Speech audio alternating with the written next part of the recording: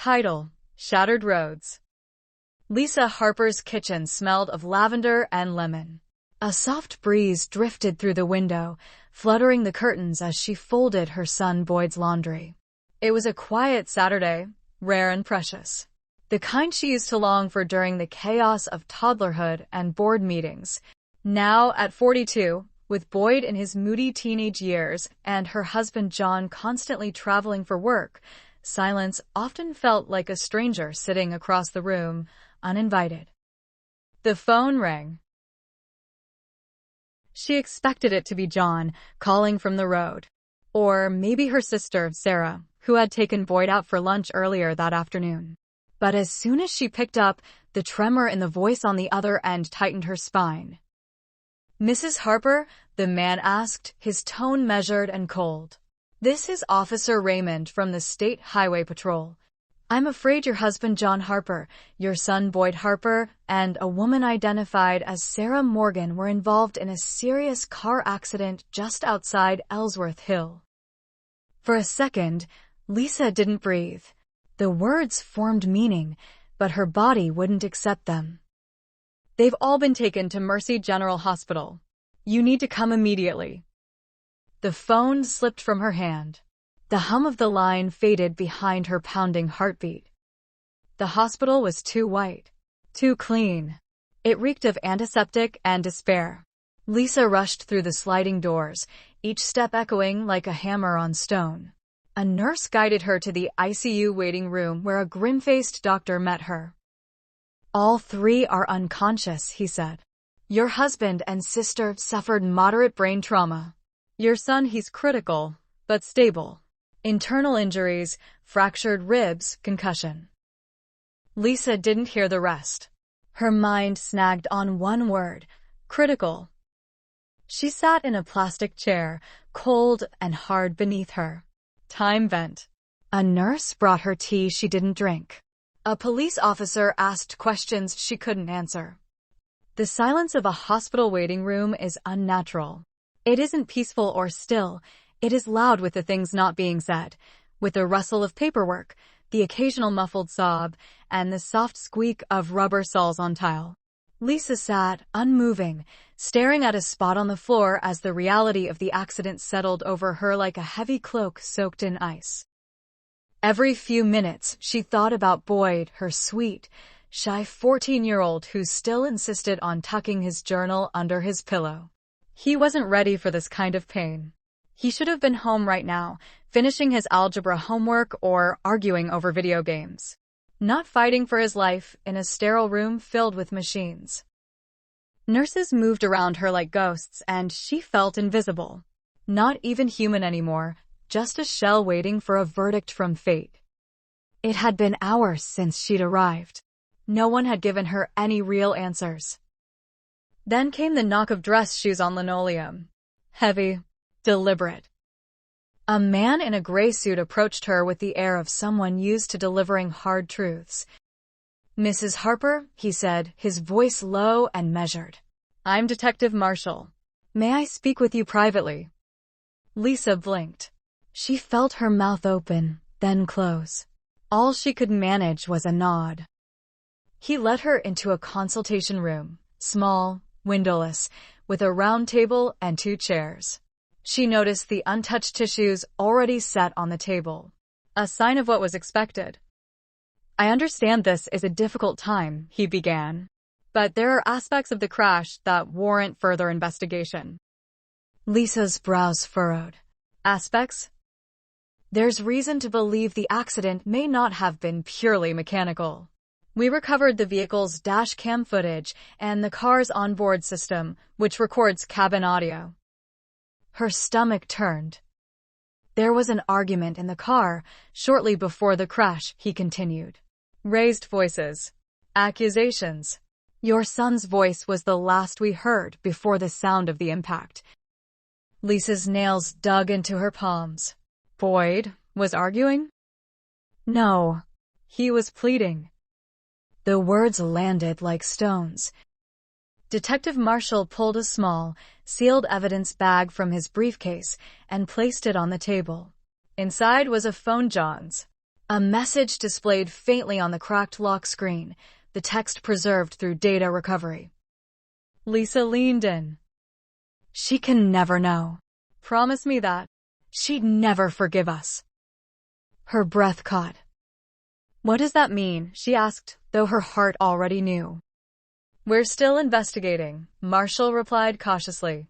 But it seems there was tension in the car, something explosive, enough to distract the driver. Your son, he sounded distressed. It's possible that he knew something he didn't want to be a part of. Lisa looked down, unable to meet his eyes. She already knew what this was. A sickening suspicion she had buried in her chest for months, hoping it was paranoia. John had been distant lately, traveling more, locking his phone, dodging questions. Sarah had become flaky, always coming over but never staying long. And then there was that day. 3 weeks ago, Lisa had dropped by John's office, unannounced. She carried a lunch bag, homemade banana bread, his favorite. But through the glass door, she saw them. John and Sarah. Too close. Whispering. His hand on her waist. Sarah's lips trembling with something that looked like guilt, not surprise. Lisa turned and left without a word. She told herself it was a misunderstanding. Now the lie unraveled fully. Was it? She tried to speak, but her throat tightened. Was it an affair? Detective Marshall didn't answer. He simply looked at her with weary compassion. I'm sorry. Lisa returned to the waiting room, her legs barely holding her up. The white walls seemed to close in on her. Her entire life had just shifted into a different reality, one where nothing she knew could be trusted. Her husband, her sister, her son, trapped in the middle of it all. When a nurse finally came to say she could visit Boyd, Lisa moved like someone walking underwater, slow, unsure, afraid of what she'd find. The room was quiet, save for the steady beep of machines. Boyd lay still, his face pale, tubes snaking from his nose and arms. But he was still her boy. Her sweet, honest boy. She sank into the chair beside him and took his hand. I'm here, she whispered. You're not alone. She glanced at the small plastic box of his belongings on the nightstand. Inside, along with his broken glasses and wallet, was a small spiral notebook. His diary. Lisa hesitated, then picked it up, her fingers trembling as she turned the pages. She wasn't a mother who invaded privacy. But this felt different. Urgent. The last page was dated just 2 days before the crash. I wish I never saw them. I wish they weren't kissing. I wish they weren't talking like they were in love. Mom would be crushed. I want to tell her, but I can't. I feel sick. I think they're going to ruin everything, and it'll be my fault. Lisa's tears fell freely now. She held the notebook to her chest, sobbing silently. Her son had known.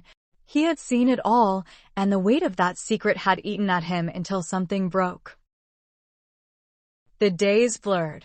Time no longer ticked forward. It folded in on itself.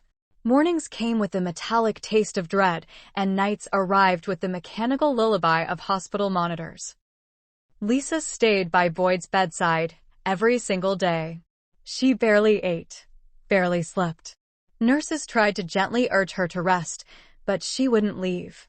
Not when her son was floating between two worlds, not when the truth of what had shattered their family hovered like a shadow. John and Sarah were in separate rooms 2 floors down. Both had suffered concussions, broken bones, and trauma that would take time to heal. But neither had woken up. Lisa hadn't visited them. She couldn't. Not yet. Instead, she poured all her energy into Boyd, reading to him, talking to him, hoping some thread of her voice might pull him back to her. The notebook never left her purse. Its pages haunted her, a record of her son's heartbreak and confusion. The guilt, the shame, All because two adults, two people who were supposed to protect him, had used secrecy as shelter for sin. She thought of all the times Boyd had been quiet lately, how withdrawn he'd seemed. How had she missed it? The betrayal wasn't just about John's affair or Sarah's treachery. It was about her son carrying the weight alone. One afternoon, as the clouds outside threatened rain, Detective Marshall returned. "We've finished the investigation," he said, his voice low. "And we've confirmed that John was driving. Preliminary toxicology came back clean. There was no alcohol, no drugs. It appears the crash was the result of distraction and emotional distress in the vehicle." Lisa sat upright. "So, not intentional?" Marshall shook his head. "No, but the argument was volatile. The audio captured Sarah yelling at John to choose already. Then your son begging them to stop. The last few seconds, it was chaos." Lisa closed her eyes. The image was unbearable. "Your husband's phone contained deleted messages, many between him and your sister. We've recovered enough to confirm they were in an active romantic relationship for at least 6 months. 6 months. Lisa's breath caught. That meant birthdays, holidays, family dinners. All laced with lies. Marshall hesitated before adding, "There's also indication they were planning to tell you soon. Possibly even that day." Lisa gave a bitter laugh that broke into a sob. Perfect timing. Marshall stood. "I know this is a lot. We're closing the criminal side. But you may want to speak to a lawyer, especially regarding compensation and guardianship matters while John is incapacitated." She nodded numbly. After he left, Lisa walked slowly through the hospital corridors until she stood outside Sarah's room. Her legs trembled. Through the window, she saw her sister. Tubes down her nose. Her face pale and bruised, lips cracked from dehydration. She looked so small, so human. Lisa didn't enter. Not yet. 2 weeks passed. Boyd remained in a coma, but doctors were optimistic. They began testing reflexes, observing muscle movement. Lisa clung to each small victory like it was oxygen. And then one morning, as dawn light spilled through the blinds, Boyd stirred. It was slight, a twitch in his finger. Then another, a flutter of eyelids. "Boyd?" Lisa rushed to his side, gripping his hand. "Sweetheart? Can you hear me?" His lips parted, and a groggy sound escaped. "Mom?" She collapsed onto him, tears spilling down her cheeks. Relief hit her like a tidal wave. "It's me, baby. I'm here. You're safe." He blinked slowly, confusion in his eyes. "Where's Dad? Where's Aunt Sarah?" Lisa hesitated. She smoothed his hair back from his forehead. "There, recovering. You've been asleep for a long time." Tears filled his eyes. "It's my fault." "No," she said firmly. "None of this is your fault." "I should have told you," he whispered. "I saw them, kissing, talking. I didn't want to hurt you." Lisa kissed his forehead, holding him as tightly as she could without hurting him. "You did nothing wrong. You were trying to protect me. But that's not your job, sweetheart. That's mine." He cried then, and so did she. 2 broken hearts mending in the quiet of a hospital room. The air was different the day John Harper opened his eyes. Not that Lisa had been there to witness it. A nurse had delivered the news with clinical calm while Lisa sat beside Boyd, watching her son slowly reacquaint himself with the world. Lisa didn't rush to his room. There was no need to see him. No burning desire for closure. She already had it, the kind that seeps in not through confrontation, but through the long, cold nights of realization. The man she married was gone long before the crash. Still, that afternoon, she stood outside his hospital room, staring through the narrow window. Machines beeped steadily beside the bed where John lay, awake but weak, Dazed, a man tangled in both tubes and consequences. The door opened behind her. "I was wondering when you'd come." Lisa turned to see Dr. Catherine Lynn, the neurologist assigned to John, a calm, sharp-eyed woman with a clipboard held close to her chest. "I didn't say I was going in," Lisa said quietly. Dr. Lynn studied her. "He's asking for you." Lisa looked away. "I'll speak to him," she said at last. But only once. The room was too warm, or maybe it was just the way John's eyes widened when she walked in. She hadn't seen him conscious in weeks, and now that he was, all she could think of was that message. She can never know. "Lisa," he croaked, voice strained. She remained standing. "Save your strength. I'm not here for long." He shifted uncomfortably. I didn't mean for this to happen." Lisa let out a quiet breath. "Do you mean the accident? Or the betrayal?" John's lips pressed together. His face, usually so composed, was a mask of shame. "I loved you," he said. "But I was drowning. You were always working, Boyd was changing, and Sarah, she was just there." Lisa laughed, a low, humorless sound. "She was there," she repeated. "That's all it took?" She was convenient. No, that's not what I meant," he said quickly, panicked. "I didn't plan it. It just—" "You didn't stop it," Lisa interrupted. "And you involved our son. You put that weight on his shoulders." He knew John. He wrote it down. He was trying to protect me. You made him choose between keeping a secret and destroying his family. John's eyes filled with tears. "I wanted to fix it. I swear, Lisa. We were going to tell you." "Oh, I know," she said bitterly. "In a moving car, with our son in the back seat." Silence fell, a chasm too wide to cross. "I've spoken to a lawyer," she added. "I'll handle the divorce. You'll receive the papers after discharge. I won't keep Boyd from you, if he wants to see you. But don't expect him to be the one to repair what you broke." She turned to leave, pausing at the door. "Recover, John. For his sake. But don't think for 1 second that I'm coming back." That evening, Lisa finally visited Sarah's room. It was quiet. Sarah looked thinner, her long black hair tangled, her skin pale. She blinked when Lisa entered. "I didn't think you'd come." Lisa shut the door behind her. "Neither did I." Sarah looked away. "I didn't mean for any of it to happen." "You didn't stop it either," Lisa replied coldly. Tears welled in Sarah's eyes. "He said he was lonely, that you were distant, that he needed someone who understood him. I didn't want to believe him at first, but then I did. I let it happen." Lisa stepped forward, her voice trembling. "You were my sister. My family. I trusted you." Sarah broke then, sobbing openly. "I hate myself for what I did. I don't deserve your forgiveness." "No," Lisa whispered, eyes burning. "You don't." She turned to go, hand on the doorknob, then stopped. "But you're still Boyd's aunt. And if one day he chooses to let you back into his life, I won't stop him. That's the only chance you'll get.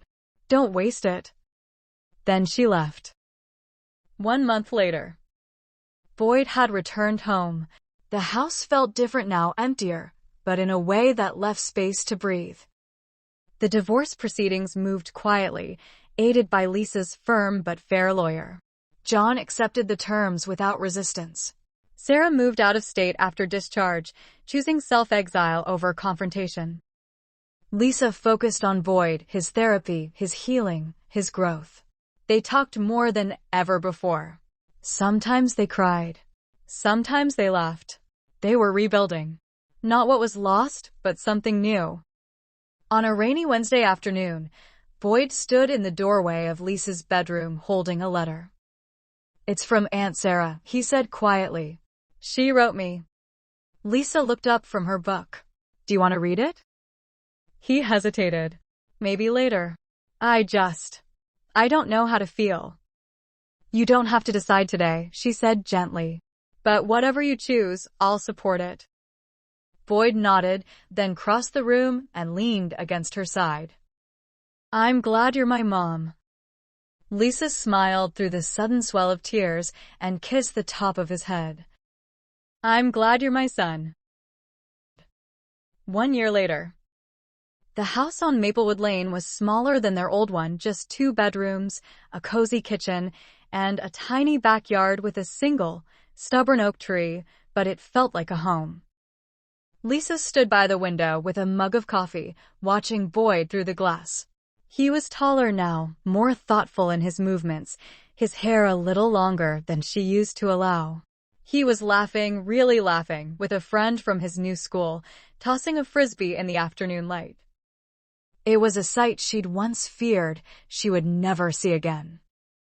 When the accident happened, when everything shattered, her marriage, her trust, her sense of reality, she had doubted that joy could ever return to their lives. But here it was, alive and fragile, growing like a tender shoot from scorched earth. Lisa now worked as a counselor at the city's Family Recovery Center, a job that brought equal parts pain and purpose. She sat with women who whispered their secrets for the first time, with teens who hadn't spoken since trauma struck, and with broken families grasping at fragments. She understood their pain. She had lived it. She also knew what it meant to rise from it. Twice a week, she attended a local support group for women recovering from betrayal. The first time she walked into that room, she was shaking, her hand tight around the notebook Boyd had once written in. But over time, she began to speak, to share, and then to listen. There, she met Clara, a retired nurse with silver-streaked curls and eyes that saw too much. Clara had been left after 30 years of marriage for a woman half her age. Then there was Maya, a fiery single mother rebuilding after both her parents had disowned her for leaving her abusive husband. They didn't just swap stories. They built bridges. One rainy night after group, as the women stood outside fumbling with umbrellas and parting hugs, Clara turned to Lisa. You're stronger than you think, you know, she said. It takes guts to stand back up when your world falls apart. But it takes grace to keep walking without letting bitterness lead the way. Lisa didn't say anything then, but she carried those words for days. A chance encounter. It was on a quiet Sunday morning at the bookstore that Lisa's path shifted again. She had wandered into the self-help aisle, picking up a book on grief recovery, not for herself, but for a client, and bumped into someone reaching for the same title. Sorry, she said automatically, pulling her hand back. No, my fault, said the man. He was tall, with deep brown eyes and a quiet kindness in his expression. They both laughed nervously, and he extended the book to her. You first. Thanks, she said. It's actually not for me. I'm a counselor. Really? He said, intrigued. That's impressive. My sister's been trying to get me to see someone. She says I've been holding too much in since the divorce. Lisa looked at him, surprised. Hard to let go of betrayal, isn't it? He nodded slowly. Yeah, it's like learning to breathe differently. There was a pause, mutual understanding flickering like a match. I'm Lisa, she offered. David. They shook hands. Over the next few weeks, Lisa found herself smiling when she saw David's name appear on her phone. It started with a shared coffee after a group lecture on parenting after trauma. Then lunch. Then long walks around the lake where words came easy and silences weren't heavy. She didn't rush it. Neither did he. There was no need. One evening, after they parted with a gentle hug, Lisa stood alone on her porch, the stars barely visible through the haze. She thought of John, who now lived in a rented apartment across town, attending rehab and seeing Boyd once a month. Their conversations were stiff but civil. She thought of Sarah, still in Michigan, writing letters to Boyd every few months. Lisa read the first few, but now left them unopened on his desk, letting him decide. She thought of Boyd, who was thriving, playing guitar and sketching again. He still saw a therapist, still had nightmares sometimes, but he had come back to her in a way she never imagined. Most of all, she thought of herself. Not as a wife, not as a woman scorned, but as a survivor, a mother, a whole human, finally healing. She stepped outside, the cool breeze brushing against her skin. Somewhere deep in her chest, something settled. Not everything would be okay. Not always. But she would be. The sky was soft with the pale light of early spring when Lisa stepped into the backyard, a small sapling cradled in her arms. Boyd followed, holding a shovel, eyes bright behind his glasses. He was 15 now, taller, more open, his once heavy silence replaced by quiet strength. A year had passed since his awakening. 1 full year of healing, school, music, therapy, and trust, slowly reborn. Lisa knelt in the earth, hands sinking into the soil. You sure about this spot? Yeah, Boyd said, nodding. Right here. So we can see it from the kitchen window. They worked in silence, the gentle kind, where nothing needed to be said. When the hole was deep enough, Lisa lowered the young tree, a maple, chosen carefully. Strong, lasting. As she packed the earth around the roots, Boyd handed her an envelope. What's this? She asked, brushing dirt from her gloves. I wrote you something, he said, voice low. For the anniversary. Lisa sat on the stone bench beneath the old oak, her heart thudding as she unfolded the paper. Dear Mom. It's been a year since I opened my eyes and saw you first. You looked tired, scared, but still stronger than I'd ever seen you. You probably don't know this, but when I was in the coma, I heard you sometimes. I couldn't answer, but I heard you reading to me. I heard you cry, too. I don't think I ever said I'm sorry. I'm sorry for not telling you sooner. About Dad and Aunt Sarah. I thought I was protecting you, but really I was protecting myself. I didn't know what to do with what I saw. I was scared it would destroy you. But you weren't destroyed. You were shattered. But you rebuilt. And every time I saw you fight for me, speak for me, sit beside me, I knew you were stronger than both of them combined. You showed me what real love is. You taught me that forgiveness isn't forgetting, it's choosing peace. And you gave me peace even when I didn't deserve it. I hope this tree we're planting grows tall and wide. I hope its roots run deep, like yours. And I hope one day I can be the kind of person you are. Thank you for being my mom. I love you. Boyd. Lisa pressed the letter to her chest, eyes closed. She felt the wind stir the branches of the old oak and the leaves of the new sapling dance in reply. I love you too, she whispered. 1 month later. Sarah stood at the threshold of Lisa's new home, hands clenched at her sides. Boyd had invited her. His choice. Lisa hadn't objected, but she hadn't prepared either. She stepped outside, arms crossed as Sarah stepped forward. I don't expect you to forgive me, Sarah said quickly, but I wanted to say it. In person. I'm sorry. I was selfish. I was broken. And I betrayed the only sister I ever had. Lisa stared at her, the wind tugging at her sleeves. Then she said, Boyd forgave you. I know. I don't deserve it. It's not about deserving, Lisa replied. It's about what you do with the chance you've been given. Sarah swallowed. Can I come in? Lisa stepped aside. Coffee? Please. That day, the past didn't vanish, but it softened at the edges. 6 months later. The tree in the backyard stood straighter now, its leaves unfurling in the late summer sun. Lisa sat with David beneath its shade, fingers loosely entwined with his, Boyd playing guitar nearby on the porch. She looked at the tree, then at her son, then at the man beside her, and smiled. It wasn't the life she planned, but it was the life she built. And it was hers. Thank you for listening. Like and subscribe for more short stories.